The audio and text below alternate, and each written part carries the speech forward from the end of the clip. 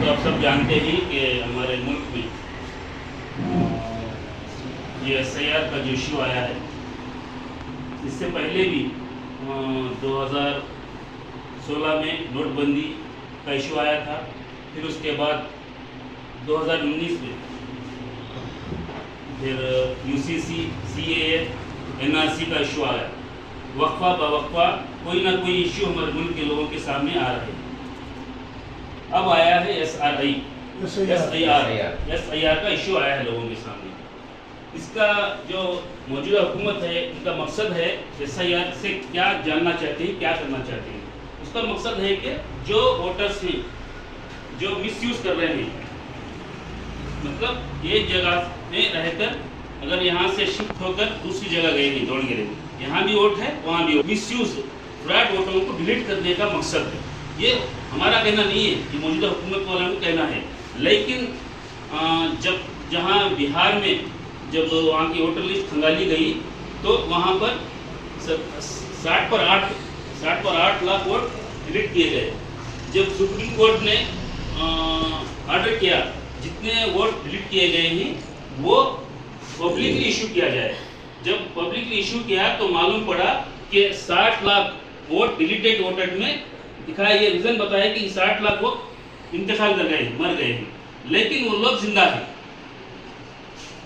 ये इसका मकसद क्या है वो मौजूदा हुकूमत ही जाने।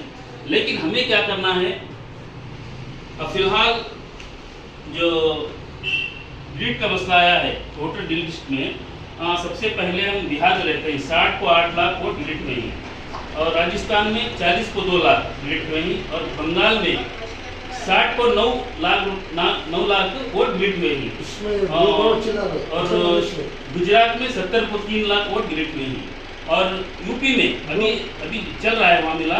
यूपी में 1.5 करोड़ के करीब 1.5 करोड़ के से करीब है ना वोट डिलीट हुए हैं। अभी सिलसिला जारी है, वहाँ का प्रोसेस जारी है। हो सकता है 2 करोड़ से आगे भी जा सकता है।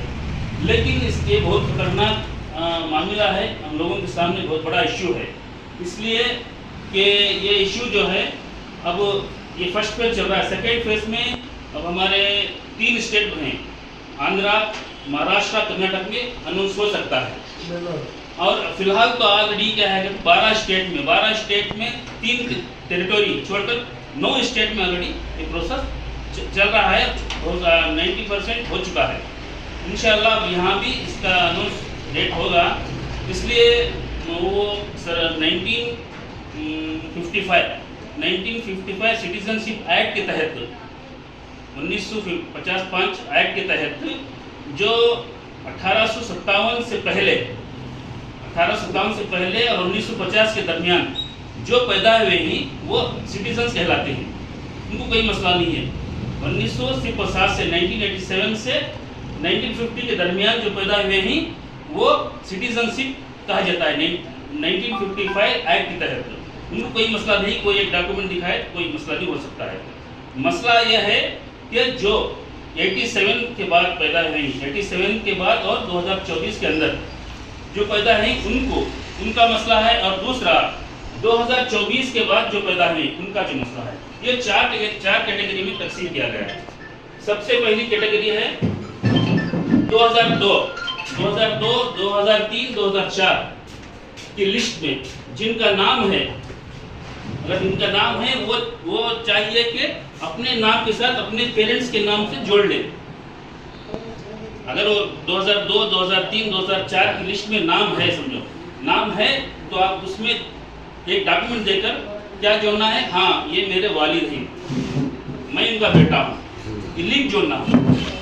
अगर 2002, 2003, 2004 में अगर नाम नहीं है तो आपको अपने डॉक्यूमेंट के साथ साथ अपने वालिदैन के कोई एक डॉक्यूमेंट, वालिद का हो या वालिदा का हो, उनका डॉक्यूमेंट दिखाना बहुत ज़रूरी है।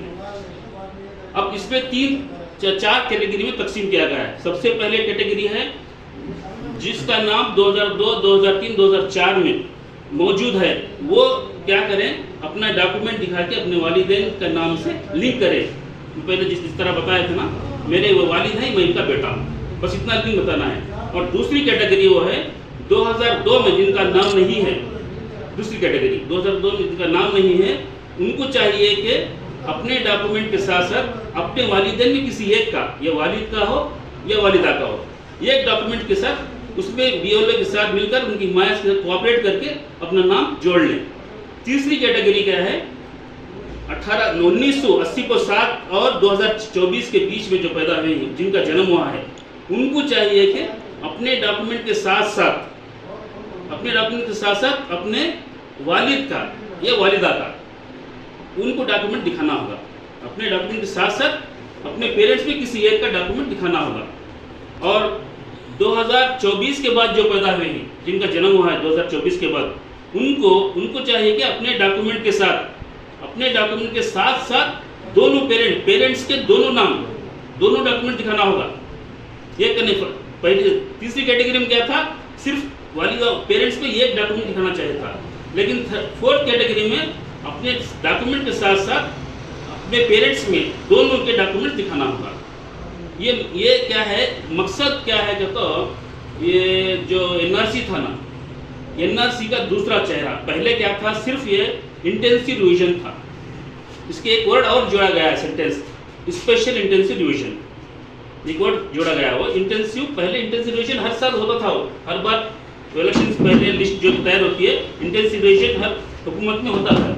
एक वर्ड क्या जोड़ा गया है, स्पेशल मतलब उनका कुछ मौजूदा हुकूमत का जो ये था ना, जो मंसूबा, जो उनकी कॉन्स्पिरेसी है, वो कॉन्स्पिरेसी इसके पीछे थी। और वो क्या है, उसका जो मकसद है, उसका ये एनआरसी है, एनआरसी का जो दूसरा चेहरा है, समझो एनआरसी का दूसरा चेहरा है। कैसे भी करके खासकर जो तबके को टारगेट किए, वो तबके के वोटर को डिलीट किया जाए।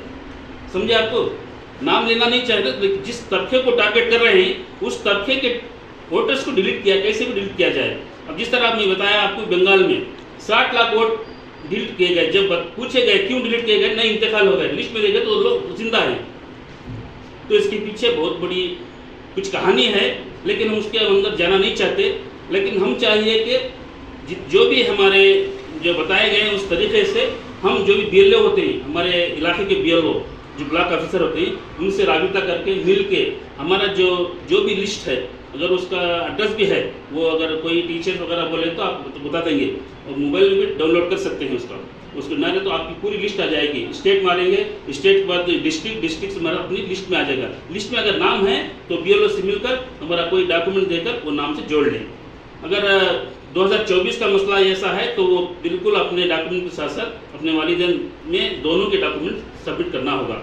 और इसी साथ जो भी है, आपको अपने पड़ोस में हो या दोस्तों में हो, कहीं भी हो, इस मामले से आपको थोड़ा अवेयरनेस का इसके बारे में मालूमात देकर उनसे मदद करने की आपसे अपील की जाती है। बस इतना कहकर मैं समझता हूँ कि कुछ मेरे से कुछ कमी है तो माफ़ करना। जो भी अगर समझेगी उसके ताल्लुक़ से आप सवाल कर सकते हैं। अस्सलाम वालेकुम।